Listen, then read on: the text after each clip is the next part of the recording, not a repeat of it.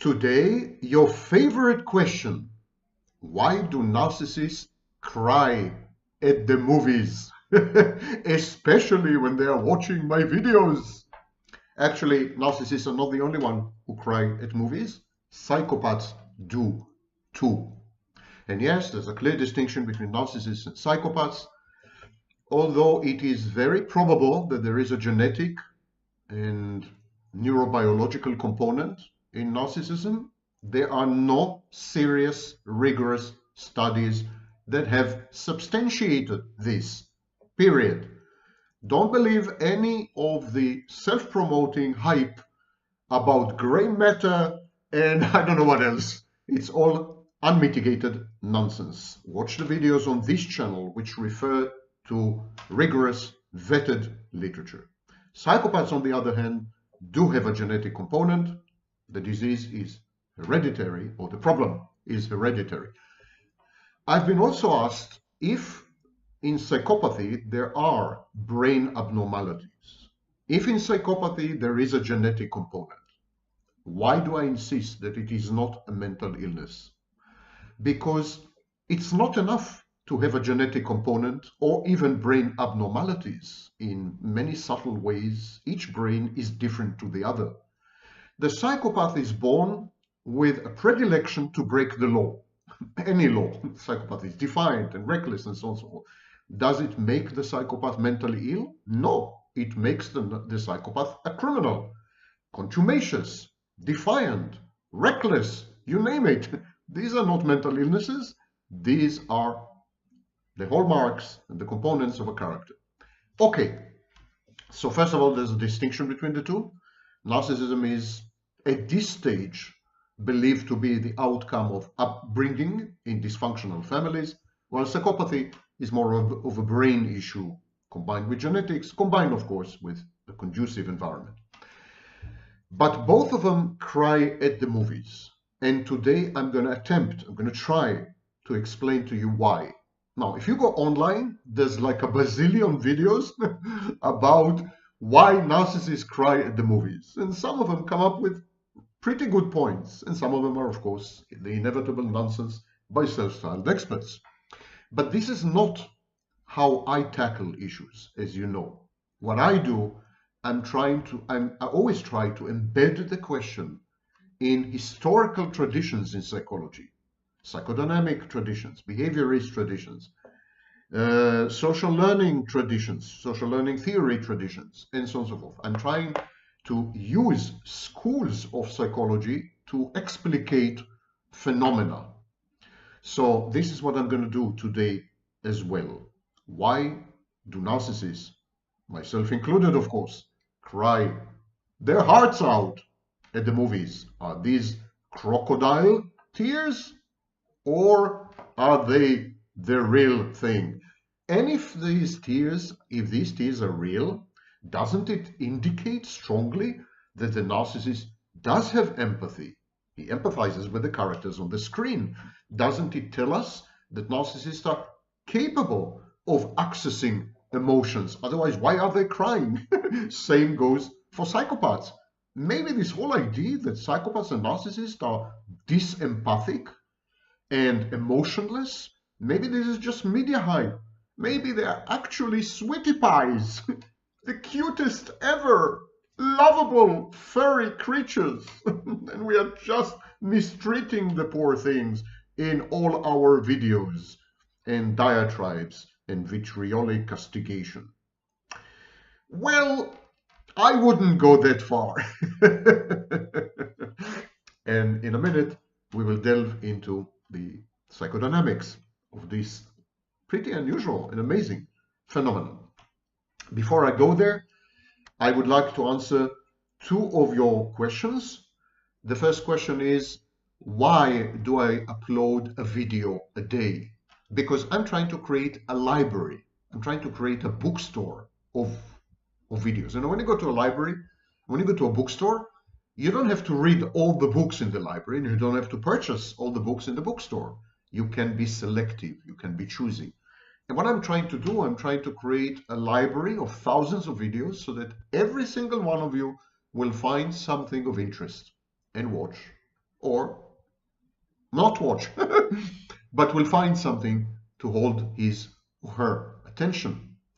Actually, this approach has been working really well for me. The channel has doubled, almost doubled, up 80% in terms of views in the past 10 months. The past 10 months have been a revolution. There was a forced there was a forced hiatus, there was a forced break. I will not go into details. Those of you with long memories remember why.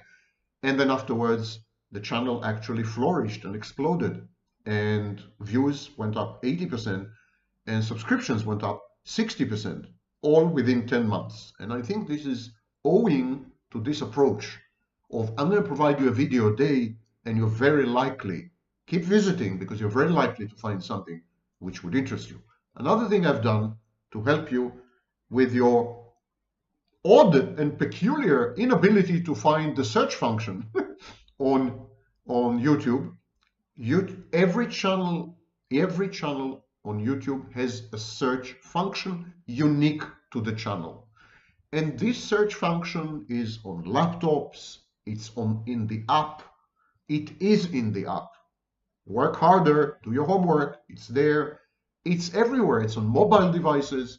Every channel is equipped with its own search engine, usually the magnifying glass or something like that. So, but I see that none of you seem to get it. So what I've done, I've divided most of the videos. There are 1,200 videos on this channel. I've divided most of them into thematic playlists with themes.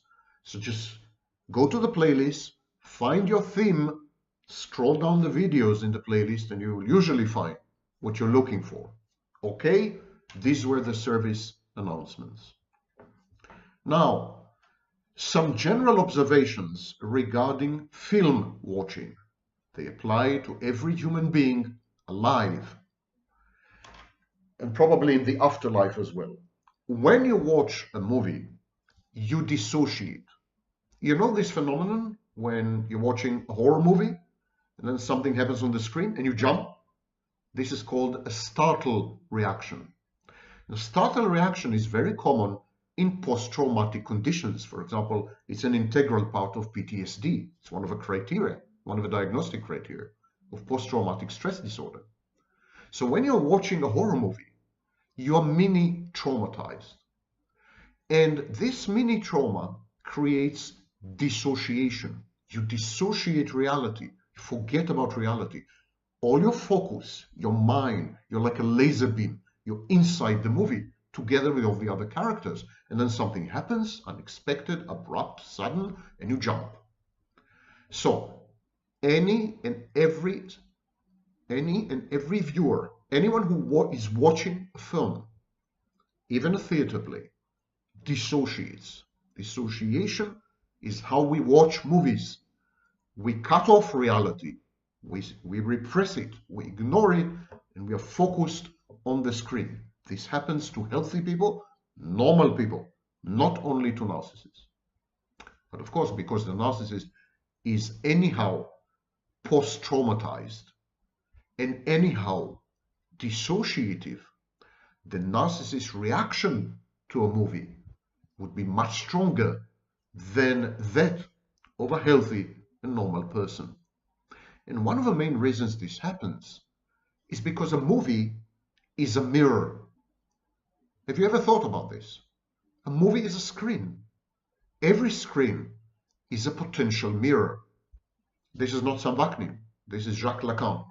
Lacan looks like me, but he's a bit more dead than I. So, every movie is a mirror. Now, I have a video about mirroring. It's titled, Mirrored Narcissist Gazes at You. Do other people exist? Mirrored narcissist gazes at you. Do other people exist? Other people exist. Go down to the description. You have a link. Click on this link because it explains the process of mirroring in the formation of narcissism, but not only narcissism. Maternal mirroring, mirroring by the mother, actually creates the unconscious, creates structures, mental structures such as the ego, boundaries, leads to separation and individuation. In short, the mother's gaze which mirrors the child, serves as a mirror, the initial mirror, the first mirror, the primordial mirror, where the child sees itself after some time, not initially, but after the symbiotic stage is done and gone, the child begins to see itself in the mother's gaze. This mirroring via a maternal figure is enormously important in personal growth, in development in early childhood. Again, I refer you to the video. Now, a movie is a mirror. So automatically a movie is perceived unconsciously as a kind of a maternal figure. And this mirroring of a maternal figure on the screen out there, induces dissociation in everyone, but especially in the narcissist. But in the case of the narcissist, it regresses the narcissist. Because the narcissist perceives the movie as an eye, an all-seeing eye, a gaze, his mother's gaze in a way. So he regresses to infancy. Movies, theater plays, screens in general regress narcissists. They regress them imperceptibly. If a narcissist is using a smartphone, you're not likely to notice the regression. But if the movie is engaging, if the movie is captivating, if the movie creates a total environment of immersion, the narcissist regression would be noticeable and would involve dissociation and a kind of merger and symbiosis with the characters on screen, which are maternal stand-ins. They gaze at the narcissist. The narcissist kind of relieves his early childhood experience of being observed, of being gazed at, of being seen, of being looked at. The characters on the screen are looking at the narcissist. The narcissist beholds himself through their gaze. In this sense, and only in this sense, of course, they become kind of pseudo, quasi-maternal figures. Anything to do with early childhood, with maternal figures, with gaze, with selfhood formation or disrupted selfhood formation, anything to do with all this triggers in the narcissist shame and grief. Whenever the narcissist sees himself through other people's eyes, through other people's gaze, it always triggers in him shame and grief, because the first time the narcissist has been perceived by someone else, the first time the narcissist has seen himself through someone else's gaze, his mother's gaze, was a very bad traumatic experience, which generated, engendered in the child shame and grief. Narcissism is a compensatory reaction to this shame and grief, which are all-consuming, life-threatening, overwhelming, dysregulating, and unmanageable. So when the narcissist watches a movie, he sees himself through the characters. He is gazed at. He is defined by their look. This triggers in him dissociation, infantile regression, a feeling of merger and symbiosis with the characters on screen. But above all, it triggers shame. It triggers grief. And the narcissist cries. Now, we identify with the characters on screen. Even healthy people, even normal people, go through a process of identification with the characters of screen, especially if the characters are somehow engaging or if they trigger in the spectator, in the viewer, a particular life experience or mental structure. So we all identify to some extent with the characters. But in the case of the narcissist identifies with the characters and then introjects them. He incorporates them. He internalizes them. Why is that? Because you remember, those of you who have been long suffering and watched my videos, Remember that narcissists are unable to perceive the externality and the separateness of objects in reality. They have no conception of external objects. So the characters in the movie, as far as a narcissist is concerned, they're not external, exactly as the narcissist's intimate partner is not external. The narcissist's children are not externals. The narcissist's so-called friends are not separate from him or external. They're all internal objects. They're all extensions of the narcissist. And that's exactly what the narcissist does to characters in movies. He internalizes them. He introjects them. He incorporates them.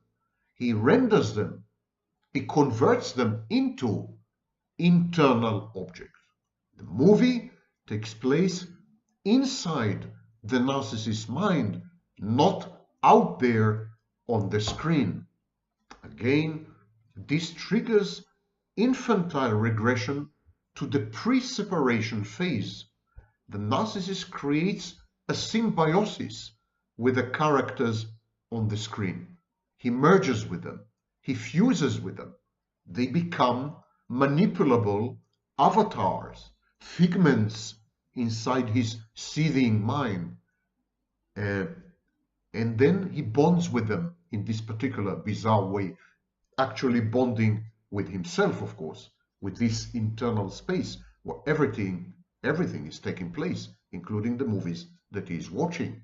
But this merger and fusion, infantile, this is what children do, toddlers do, prior to the age of 36 months, this pushes the narcissist back to the pre-separation phase. The narcissist never succeeds to separate from his mother of origin, from his biological, from his real mother. There's a failure of separation individuation, which is at the core and at the heart of narcissism. Narcissism is a compensation for this. Narcissism is a quest to repair the disrupted separation individuation via the shared fantasy. And so the narcissist creates a shared fantasy with a film and with the characters on the screen, and is unable to separate and individuate from them. And so this creates very, very harsh dynamics, very painful dynamics, very shameful dynamics, very frightening dynamics in the narcissist. The narcissist cannot interpret what's happening to him. These are not emotions. Don't make the mistake. Narcissists are unable to access positive emotions. Love, no way. Compassion, forget about it. Empathy, done. None of these. This is not about the movie. It's not about the characters. It's about the narcissist's inexorable experience of being catapulted backwards to a pre-symbiotic phase, a phase of helpless, hopeless dependency and infancy, a phase involving extreme amounts of shame and grief for having failed to become an individual, to separate, to individuate, and to realize one's potential, to self-actualize. And then the narcissist cries. So the narcissist cries for himself. It's a form of self-pity, or if you wish, self-soothing, self-comforting. The narcissist's tears are shed over the narcissist's internal deadness, emptiness, void, the schizoid black hole core of the narcissist. The narcissist mourns his own early demise, the death of his true self, what he could have become, etc., etc. He uses the characters on the screen as the equivalent of stand-ins for maternal figures with whom he can then create a symbiotic relationship and somehow ameliorate and mitigate the anxiety and the shame and the grief and the pain and the hurt and so on and so forth. It never works as it never works with intimate partners in a shared fantasy. Narcissist is incapable of separation, individuation, never mind the circumstances. So he cries. He cries for himself. He's grieving himself. He's mourning himself. And so this frustrates the narcissist. Watching movies, especially of the sentimental kind, this is not empathy. This is not even sympathy. That is self-pitying sentimentality. Sentimentality characterized the romantic movement, especially in Germany, in the late 18th and early 19th century. This romanticism, this idealism, this total sentimentality.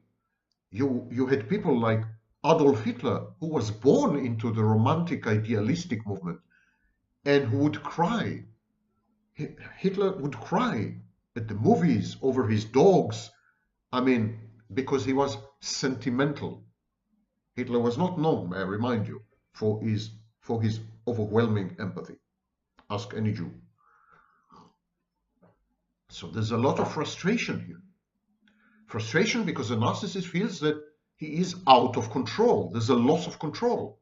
The characters on screen trigger in him processes which throw him back into a period where he has been shamed, a period of slow death, gradual demise, when the true self was dying and the false self was emerging, and this creates in him enormous anxiety, shame and grief, I mentioned. So this frustration, and the narcissist is incapable of coping with this because control to the narcissist is everything. If we had to reduce narcissism to one word, it would be control. When the narcissist is triggered, for example, by a movie, there's a loss of control. Even when healthy people, normal people are watching movies, there is a loss of control because they can very often are triggered. That's why we have trigger warnings. Yeah. So this leads in the narcissist to a borderline state, what we call borderline organization. He begins to emotionally dysregulate. But the emotions that come to the surface, the emotions that overwhelm the narcissist, the emotions that submerge the narcissist are not positive emotions. Narcissists are incapable of accessing positive emotions. Did I say it before or not, children? No positive emotions, delete. No malignant optimism, no pathological hope. Delete. What comes to the surface are negative emotions. We call this negative affectivity. So when the narcissist is triggered by the characters in the film and by the film's narrative or plot, he loses control and he begins to emotionally dysregulate. All the negative affects come up. I mentioned shame and grief, but also anger, sometimes envy. The narcissist feels that he is drowning. His self-pity is tripled, quintupled, exponentially multiplied, and he begins to mourn and grieve himself in full sight. He cries. He cries. The shame and the vulnerability which are visible to everyone actually create a kind of mortification or mini mortification.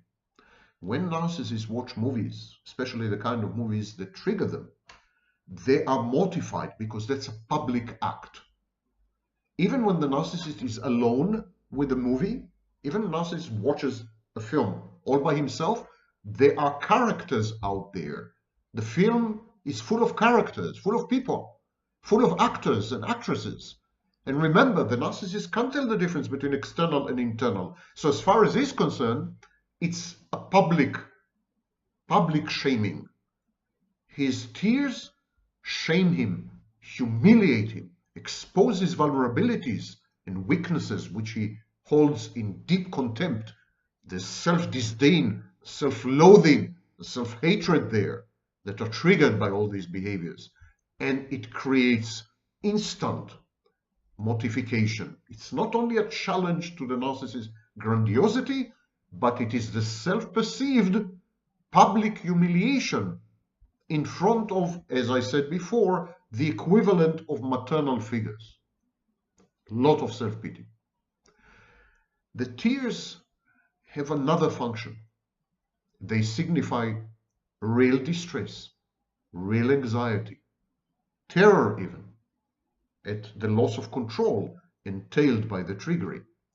But they also form of manipulative virtue signaling. The narcissist cries, and it is all about self-pity, but he wants to recruit other people to pity him as well. He wants to signal to them, look what a good person I am. Look how soft and amazingly compassionate and affectionate and empathic and I don't know what. Now this is mostly done by covert narcissists, but not only. An overt narcissist who is prosocial and communal would cry to signal that he could become a healer or a savior or a rescuer. His tears would constitute a message. So it would be a form of impression management coupled with messaging. Here I am, and I'm a good person. I'm trustworthy. I'm like you. I do have empathy. I'm crying. So this is the manipulative aspect. Ironically, this type of tears, the tears that are Machiavellian, the tears that are intended to induce behavior modification in other people, in observers, these kind of tears are typical to covert narcissists who always wallow in self-pity and so on. Overt narcissists who are pro-social and communal, hyper-moralizing, sanctimonious, self-virtuous, self-victimizers, regard themselves as victims, and so on and so forth. And malignant narcissists who are actually psychopaths, psychopathic. And they cry almost knowingly in order to manipulate other people.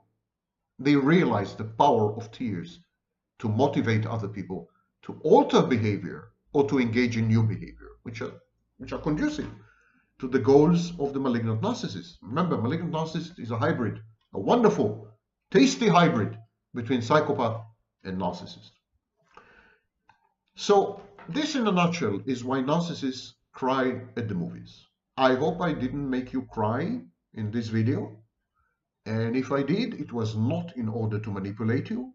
It was because I am very, very ashamed of my early childhood. I'm about to cry, so I will sign off.